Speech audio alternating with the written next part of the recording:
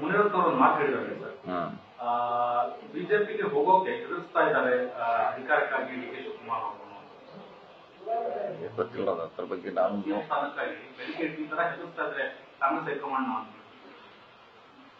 ಅದ್ರ ಬಗ್ಗೆ ನಮಗ್ ಗೊತ್ತಿಲ್ಲ. ಹೇಳಿದ್ರಲ್ಲ ಅಲ್ಲಿ ಒಳಗಡೆ ಹೋಗಿ ಏನು ಮಾತಾಡಿದ್ರೆ ನಮಗ್ ಗೊತ್ತಿಲ್ಲ.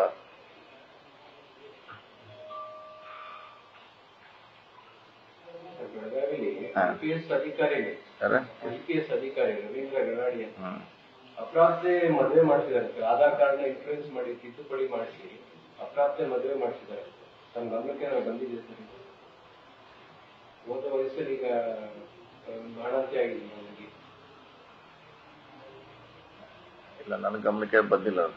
ಡಿ ಕೆ ಶಿವಕುಮಾರ್ ಅವರು ಇತ್ತೀಚೆಗೆ ಹಿಂದುತ್ವ ಜಪ ಮಾಡ್ತಿದ್ದಾರೆ.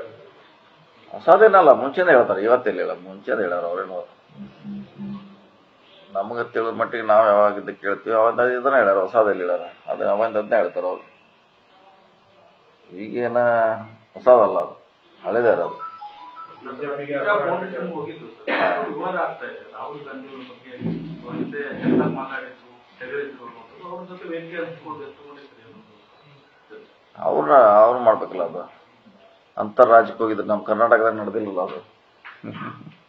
ಡೆಲ್ಲಿ ಅವರು ಅವ್ರಿಗೆ ಸಂಬಂಧಪಟ್ಟದ್ದು ಅದು. ಈಗ ಅದ್ರ ಬಗ್ಗೆ ಡೆಲ್ಲಿ ಅವ್ರು ಗಮನ ಹರಿಸ್ಬೇಕು. ನಮ್ಗೆ ಏನ್ ಐಡಿಯಾ ಇರೋದಕ್ಕೆ ಹೋಗಿದ್ದು ಒಳ್ಳೇದು ಕೆಟ್ಟದ್ದು. ಕಾರ್ಯಕರ್ತರು ಕೂಡ ಬೇಸರ ಆಗಿದೆ. ರಾಹುಲ್ ಗಾಂಧಿ ಅವ್ರನ್ನ ಅಪಹಾಸ್ಯ ಮಾಡಿದವ್ರ ಕಾರ್ಯಕ್ರಮಕ್ಕೆ ಹೋಗ್ಬೇಕಿತ್ತ ಅನ್ನೋದು ಕಾಂಗ್ರೆಸ್ ಕಾರ್ಯಕರ್ತರಲ್ಲೇ ಇರೋ ಪ್ರಶ್ನೆ. ನಮ್ಮ ನಾಯಕರ ಮೇಲೆ ಮಾತಾಡಿದವ್ರು ಕೂಡಲೇ ಹೋಗ್ಬೇಕಿತ್ತ ಅನ್ನೋದೇ ಪ್ರಶ್ನೆ. ಅದಕ್ಕೆ ಉತ್ತರ ಕೊಟ್ಟಿದಾರಲ್ಲ ಅವರು, ಅಧ್ಯಕ್ಷ ಕೊಟ್ಟಿದ್ದಾರೆ. ಮತ್ತೆ ನೀವು ಉತ್ತರ ಕೊಟ್ಟಿದಾರ ಅದಕ್ಕೆ. ನ್ಯೂಸ್ ಫಸ್ಟ್ ನಿರ್ಭೀತಿಯಿಂದ ನಿಮ್ಮ ಪರವಾಗಿ.